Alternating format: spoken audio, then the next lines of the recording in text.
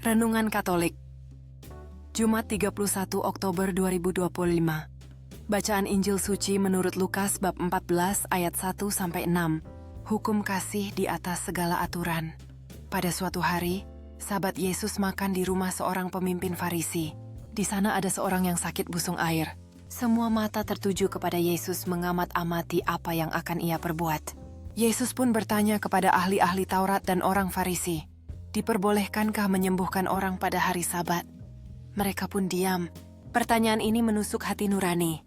Bagi mereka hari Sabat adalah tentang menaati aturan secara kaku. Bahkan jika itu berarti mengabaikan penderitaan sesama. Tanpa menunggu jawaban, Yesus menyembuhkan orang itu dan menyuruhnya pergi. Kemudian ia memberikan sebuah analogi yang sederhana namun mendalam. Siapakah di antara kamu yang tidak akan segera menarik keluar anaknya atau lembunya jika terjatuh ke dalam sumur meskipun pada hari Sabat? Refleksi. Yesus mengajarkan kita bahwa inti dari semua hukum dan aturan agama adalah kasih. Hukum Sabat diberikan Allah untuk kebaikan manusia, bukan untuk membelenggu mereka. Iman yang sejati bukanlah tentang kesalehan yang kaku dan dingin yang sibuk menghakimi, tetapi tentang belas kasih yang aktif dan berani. Berapa sering dalam hidup kita terjebak dalam legalisme seperti orang Farisi. Kita mungkin sibuk dengan ritual dan aturan agama, tetapi hatinya keras terhadap saudara yang sedang menderita. Atau kita menggunakan aturan sebagai pembenaran untuk tidak berbuat baik, karena merasa tidak tepat waktunya, tidak sesuai prosedur, atau takut pada omongan orang. Yesus mengajak kita untuk memiliki kebijaksanaan dan keberanian kebaikan tidak bisa ditunda.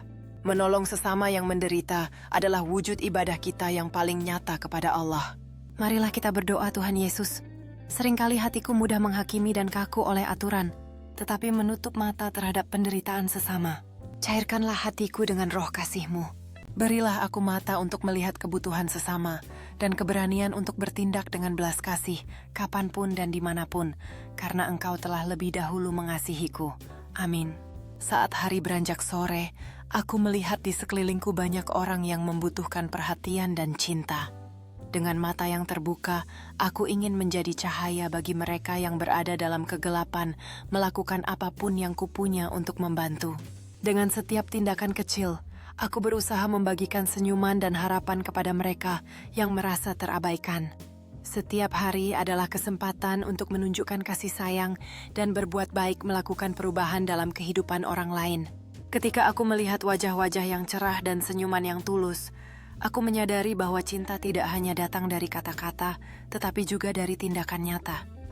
Setiap momen memberi kesempatan bagi kita untuk berbagi dan membantu satu sama lain. Dalam kebersamaan ini kita menemukan kekuatan untuk saling mendukung dan berdoa satu sama lain.